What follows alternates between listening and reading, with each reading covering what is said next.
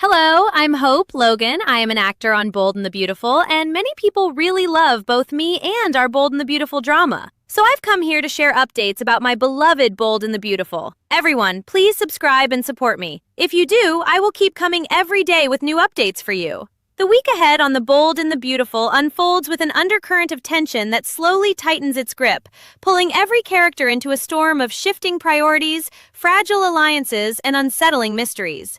At Forrester Creations, the air feels heavier than usual, as if something unspoken lingers just beneath the surface. It begins with Steffi Forrester Finnegan delivering news that lands with quiet force, urging Hope Logan Spencer to reconsider where their focus truly belongs.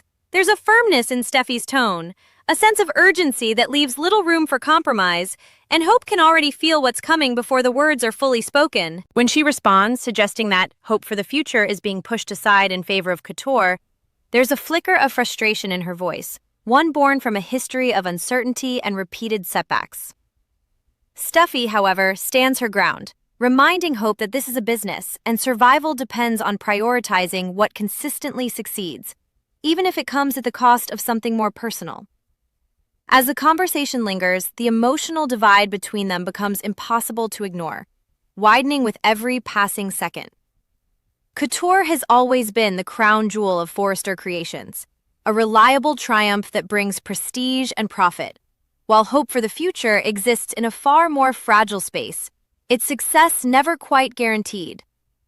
Hope feels that imbalance deeply, carrying the weight of every past disappointment, every moment where her line seemed like an afterthought rather than a priority. Her passion remains unwavering, but so does her fear that it will never truly be given the chance to thrive. The uncertainty gnaws at her, planting seeds of doubt that begin to stretch beyond the walls of Forrester itself. And as Steffi walks away confident in her decision, Hope is left standing in the aftermath, caught between loyalty and the quiet, growing realization that she may need to forge a different path altogether. That sense of unease softens, at least on the surface, as the scene shifts into something warmer, more intimate, a celebratory dinner bringing together Hope, Liam Spencer, Katie Logan Spencer, and Bill Spencer. The atmosphere is filled with laughter and the gentle glow of shared success, a rare moment where tensions seem to dissolve into something almost peaceful. Glasses clink, smiles are exchanged, and for a brief stretch of time, it feels like everything might actually be okay. Yet beneath that warmth, there's an undercurrent of contemplation,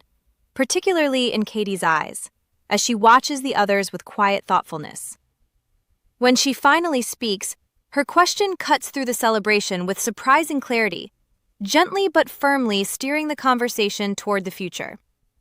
Eric's designs may have been beautiful, she acknowledges, but they represent only a single chapter, leaving everyone to wonder what comes next. The question lingers in the air long after it's asked, shifting the tone of the evening in subtle but undeniable ways. Hope, already wrestling with her frustrations at Forrester, can't help but feel the weight of it more than anyone else.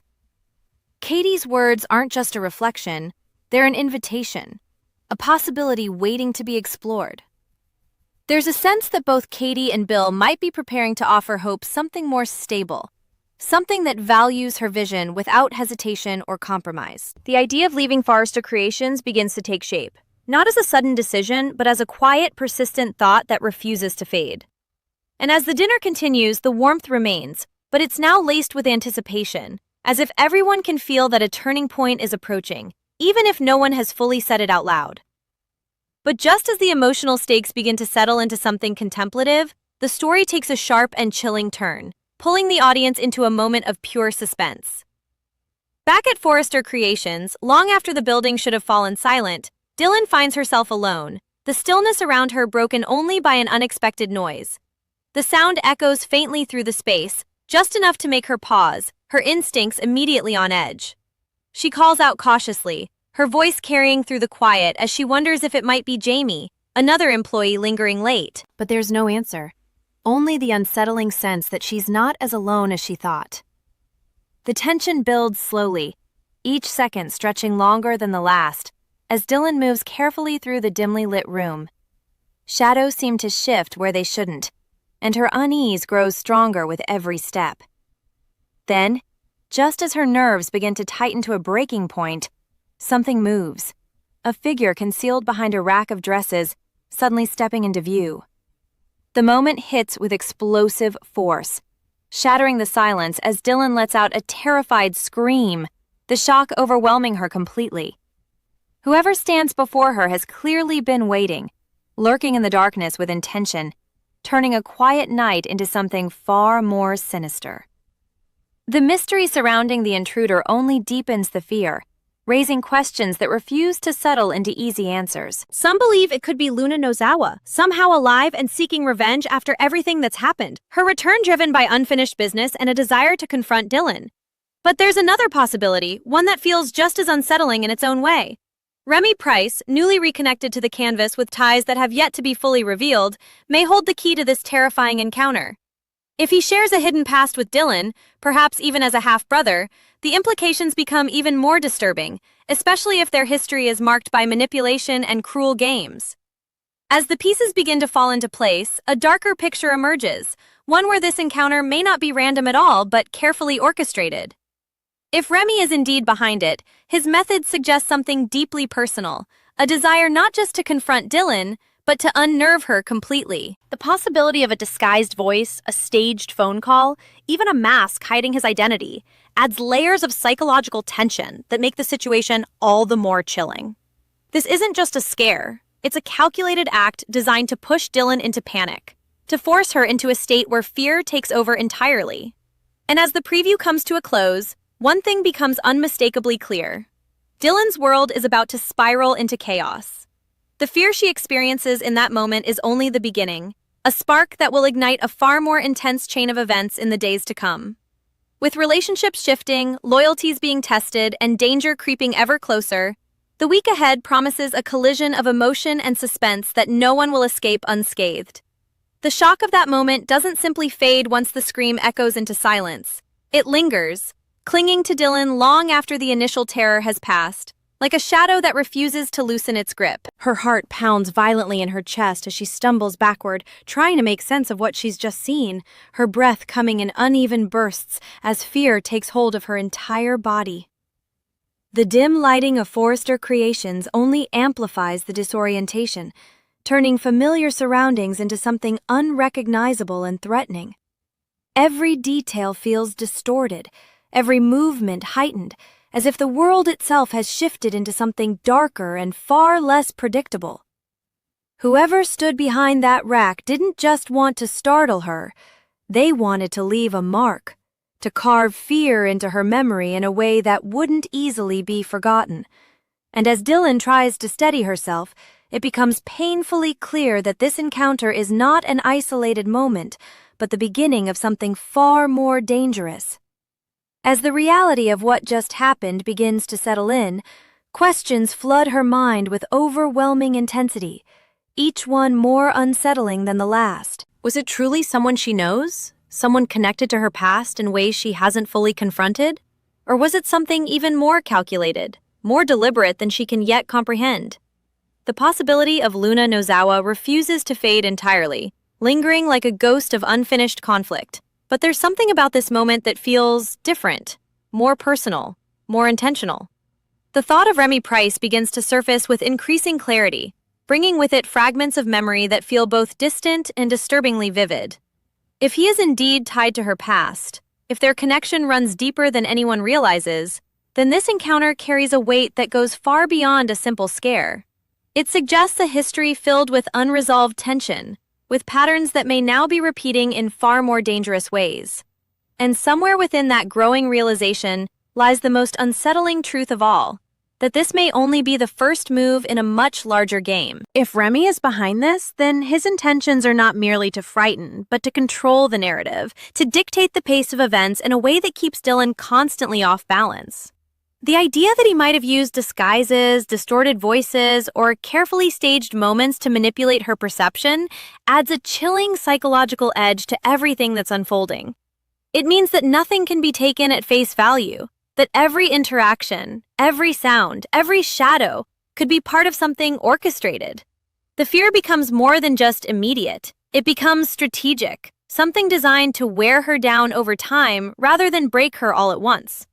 And as Dylan begins to piece these possibilities together, the sense of isolation grows stronger, leaving her uncertain of who she can trust or where she can truly feel safe.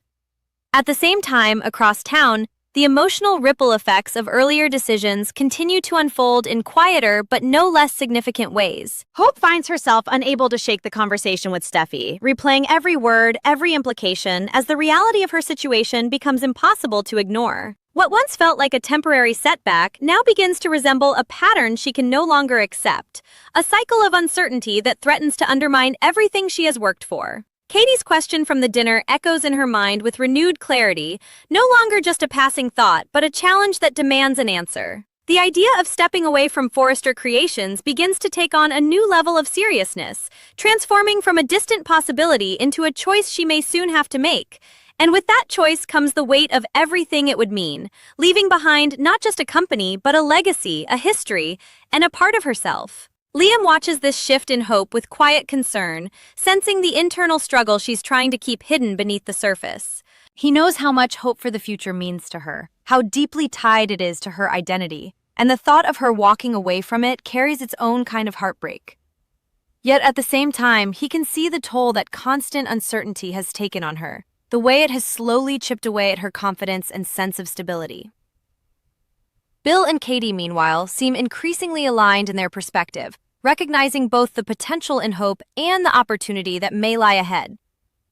There's a subtle shift in their energy, a growing sense that they are not just observers in this situation, but active participants preparing to reshape what comes next. And while no formal offer has yet been placed on the table, the intention behind their thoughts feels unmistakable, quietly building towards something that could change everything. But even as these personal and professional crossroads begin to take shape, the shadow hanging over Dylan refuses to loosen its hold, threading its way through the narrative with an intensity that cannot be ignored. The contrast between the warm, contemplative moments shared over dinner and the cold, unsettling fear she experienced at Forrester Creations only heightens the sense that something larger is unfolding beneath the surface. These stories are not separate, they are converging, moving toward a point where decisions, secrets, and hidden connections will collide in ways no one fully anticipates. And at the center of it all stands Dylan, caught in a web of uncertainty that is tightening with every passing moment. As the week presses forward, one thing becomes increasingly clear. The calm is an illusion, a fragile pause before the storm fully breaks. Dylan's fear will not remain contained to a single moment. It will grow, evolve, and force her into a position where she must confront whatever or whoever is targeting her. Hope's uncertainty will demand resolution, pushing her toward a decision that could redefine her future in ways both empowering and irreversible. And the connections between past and present, between hidden truths and present danger, will begin to surface with undeniable force. What started as quiet tension is now building into something far more explosive, promising a week where every choice carries weight, every moment matters, and no one emerges unchanged. As the tension deepens, the lines between fear and reality begin to blur for Dylan in ways she never anticipated, pulling her further into a psychological maze that feels impossible to escape. Sleep becomes elusive, replaced by restless nights where every creak of the floor and whisper of air feels like a threat closing in. The memory of that figure stepping out from behind the rack of dresses replays over and over in her mind, each time more vivid, more terrifying, as if her mind itself is amplifying the horror. Even in daylight, surrounded by the familiar elegance of Forrester Creations, she can't shake the feeling of being watched, of unseen eyes tracking her every move. The once comforting rhythm of her daily routine begins to fracture under the weight of that fear, leaving her on edge in ways that others can't help but notice. And yet, when she tries to explain what happened, the words feel insufficient, unable to fully capture the dread that still clings to her. Whispers begin to circulate quietly through the halls, subtle at first, then growing as curiosity and concern intertwine. Some dismiss it as a harmless prank taken too far, while others sense there's something far more serious lurking beneath the surface. Dylan herself can't settle on a single explanation, her instincts pulling her in conflicting directions as she tries to make sense of what she experienced. The idea that this could be someone from her past becomes harder to ignore, especially as small, seemingly insignificant details begin to resurface in her memory. Moments she once brushed aside now take on new meaning, forming a pattern that feels both familiar and deeply unsettling. And as those fragments begin to align, the name Remy Price rises again with an undeniable presence, bringing with it a wave of emotions she thought she had long buried. If Remy is indeed back in her life, then this isn't just coincidence, it's confrontation, long overdue and far more dangerous than she ever imagined. The thought of their shared past, filled with manipulation disguised as mischief, casts a dark shadow over everything unfolding now. What once may have been childish pranks now feels like something far more calculated, evolved into a form of control that borders on obsession. Dylan starts to question whether this moment at Forrester was meant to send a message, a warning that he is closer than she ever realized. The possibility that he could be watching, waiting for the right moment to strike again, sends a chill through her that she can't ignore. And with every passing hour, the sense of urgency grows stronger, pushing her toward a breaking point where she can no longer remain silent. Meanwhile, Hope finds herself standing at a crossroads that feels just as defining, though in a very different way. The doubts planted by Steffi's decision continue to grow, intertwining with Katie's earlier question until they form a single, undeniable truth. Something has to change. She begins to look at her work, her dreams, and her place within Forrester Creations with new eyes, seeing not just the potential, but the limitations that have held her back for so long.